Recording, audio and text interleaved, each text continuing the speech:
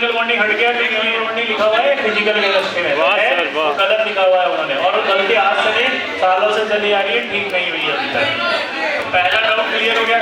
Metallurgy गई sir, काट के चली गई। पहला डाउट क्लियर सर, काट के चली गई। केमिकल बॉन्डिंग है, दूसरा कोऑर्डिनेशन भी है। अब बात आती है मेटलर्जी की, उसमें से मेटलर्जी हट गया है। अब आपको ऐसा लग रहा है कि चैप्टर में से हट गया है, पूरा ही चैप्टर का चैप्टर गायब है। लेकिन जब आप नीचे की तरफ जाएंगे तो पहले सॉल्ट एनालिसिस नहीं था, ठीक है? तो आप जब धीरे धीरे जाएंगे अगर, तो आप देखेंगे उसमें एलिमेंट के नाम लिख रहे होंगे, आयरन, लेड, कॉपर, ऐसे करके एलिमेंट्स लिखे हुए हैं, ठीक है? अब जब वो एग्जामिनर एलिमेंट लिखता है तो उसने एक बहुत बड़ी ताकत अपने पास रख ली है पेपर बनाते समय।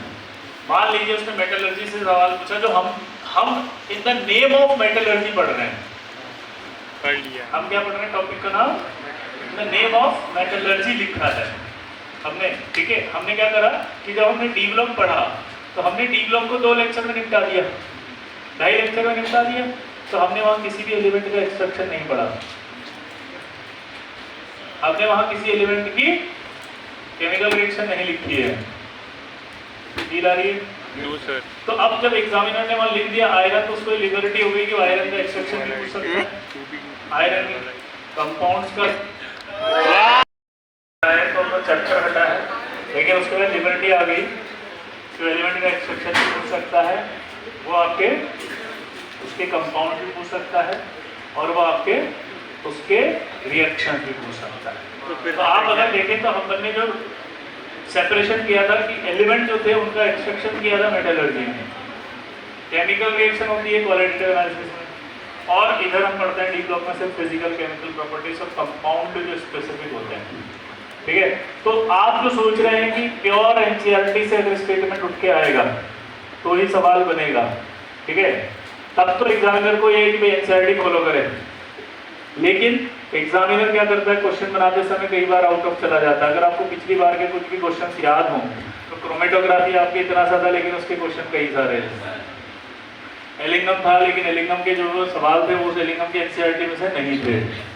इसके अलावा भी अगर आप देखेंगे ध्यान से तो सॉल्ट एनालिसिस नहीं है सिलेबस में, लेकिन उसका भी एक सवाल था छोटा सा। प्लस आप सबसे बड़ी गलती क्या करेंगे कि एक पेपर नहीं बनने वाला हर बच्चे के लिए, यानी एग्जामिनर एक तो नहीं बना रहा, यानी कि कितने एग्जामिनर से पेपर बनाएंगे? खूब सारे। टोटल आपको पता है ना कितने से पेपर बनने वाले हैं? शिफ्ट 1 शिफ्ट 2 ऐसे करके 16-17 पेपर आएंगे टोटल, जो भी है। अरे जो भी है XYZ, ठीक है, प्लस माइनस कर दिया अपन, उसमें मत जाओ काउंटिंग। जितने भी पेपर आएंगे, हर बच्चे का फ्यूचर उसका खुद का है, रिस्क उसकी खुद की है।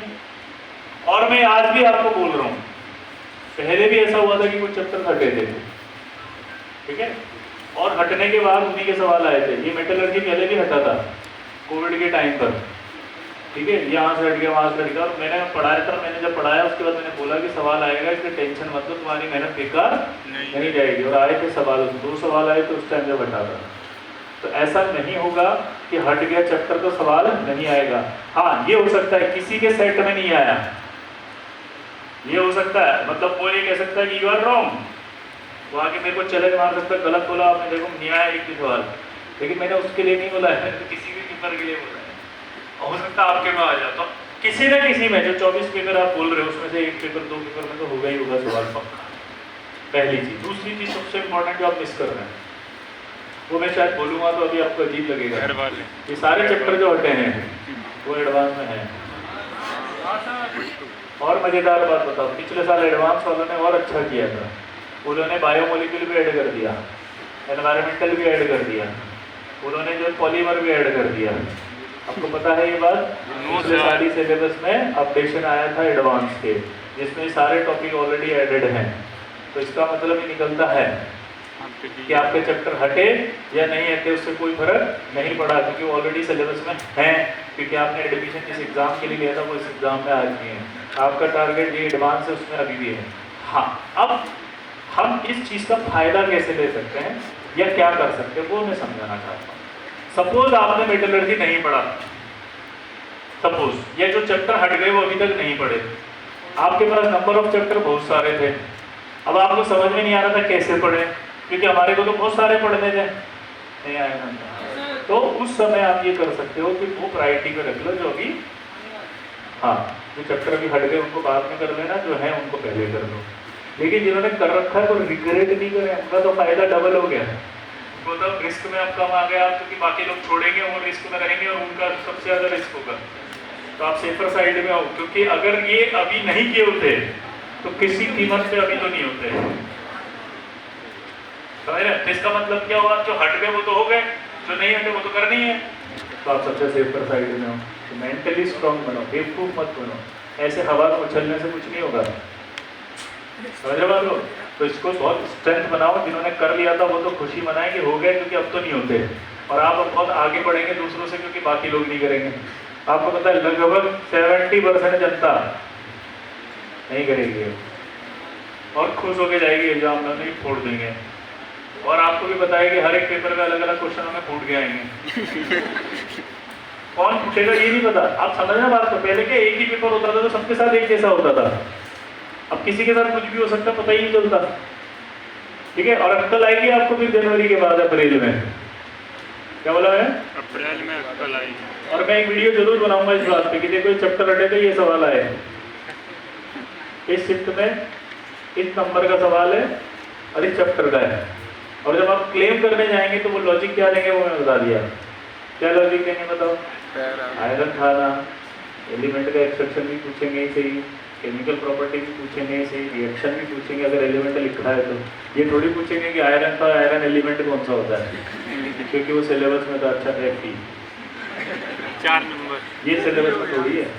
4 मजेदार बात आपको हंसी आ गई, मैथमेटिक्स का उठा के देखोगे 4 सवाल जिसमें से हर साल आते हैं वो हटा दिया। कौन सा चैप्टर था? Mathematical reasoning. अब सोचो आप, पॉसिबल ही नहीं है कि उसमें सवाल किया आएगा, उसको हटा दिया। फिजिक्स में से वो मेंस स्पेशली सारे हटा दिए, हाँ कम्युनिकेशन हटा दिया, कैपेसिटर हटा दिया, क्या था और कैपेसिटर कम्युनिकेशन हटाया और हटा दो सर, सेंटर ऑफ मास हटा दिया।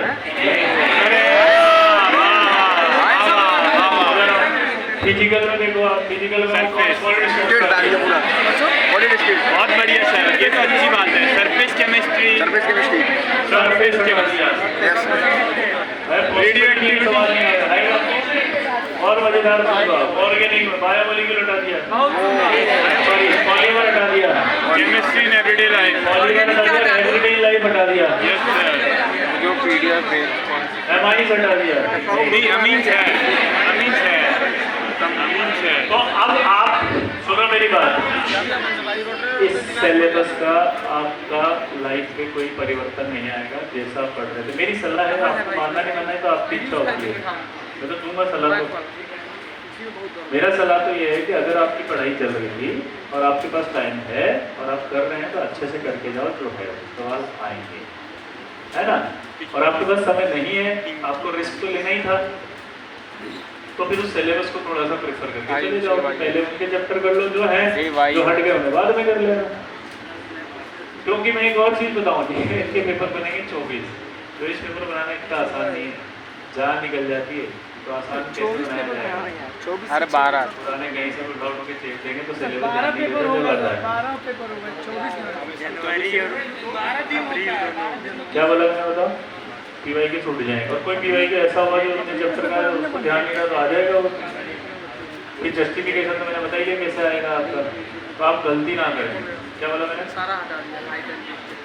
पिछले साल भी JEE मेंस में अपनी गलती तो जो थी बनी, 75% खुद चिल्लाए थे, दुनिया कुछ नहीं हुआ, चिल्लाए तो नहीं हुआ। और मैंने तो क्लियर बोला था, आपको याद हो कि मैं तो मिलकर आया हूँ तो सेंट्री वाला, तो मैंने मुझे क्लियर बोला था नहीं हटेगा तो नहीं हटेगा, कोई कुछ भी कर लो, कोर्ट केस करो चाहे तुम कुछ भी करो, और नहीं हटा तो नहीं हटा देगा। इसीलिए उनसे तो आप जीत भी नहीं सकते, अपने करियर को आप सेक्रीफाइस करना चाहते हो तो इट्स योर चॉइस। क्योंकि बहुत आसान है उनके लिए, हाइड्रोजन कंपाउंड हटा दिया, अब वो हार्डनेस का एक रिएक्शन देंगे और तो मोल कंसेंट पूछ लेंगे, कर ले तो क्या करेगा? अब मोल कंसेंट डाल देंगे ना, तो नहीं पढ़ा है ना, सिलेबस में तो है वो ऐसे हेडिंग डालेंगे, in permuted method compound X is found. अभी जब जेई मेन 1 के अंदर दिक्कत आएगी ना, तब वापस आना मेरे पास भगते भगते, सर अब जो कहोगे वही करूँगा प्लीज सर, बस बता दो सर, अब प्लीज क्या करो सर। फिर इसको कहते हैं एक्सपीरियंस। फिर क्या कहलाएगा वो? Experience. एक्सपीरियंस। फिर मानेगा तू, क्योंकि धक्के खाए बिना इंसान मानता तो भगवान के दर पे भी तभी जाते हैं, वरना क्या लगता है? आज तक विराट कोहली का स्टेटमेंट नहीं सुना? Do you think पूजा पाठ आप बोल था तब तक, उसके बाद जब आउट हुआ तो दीदी ने मंडी पकड़ी उसकी कि चल, आप बोल। हाँ वो लेके गई मंदिर में, ऐसे देखा था उसने, धोती पहन के चुपचाप बैठा हुआ है, मुर्गी का बच्चा बना हुआ था सर। ठीक है। उसके बाद शतक पे शतक, उसका रिकॉर्ड पे रिकॉर्ड हो गए, इतने सारे विकेट मार दिए उसने, उसके भी मर गए था, वो 5 नंबर उनसे रह गया बेचारा, नहीं तो सचिन के बराबर आ जाता जिंदगी का सबसे बड़ा अचीवमेंट। और उसके बाद स्टेटमेंट दूसरा भी आया उसका, जो करता है भगवान ही करता है, हम तुम कुछ नहीं करते हैं, जब वो चाहता है तो बल्ला चलता है, जब वो नहीं चाहता तो नहीं चलता। ये स्टेटमेंट उसका है विराट कोहली का खुद का, कहा तो अपने आप को समझ रहे थे खुद ही, और कहा आगे लाइन पे, तो वो जनवरी के इवेंट्स के बाद ही होगा। अभी तो क्या है, I am the God, I can manage Each and everything. और उसके बाद जब आएगा तो अल्लाह बीबी come to Dubai.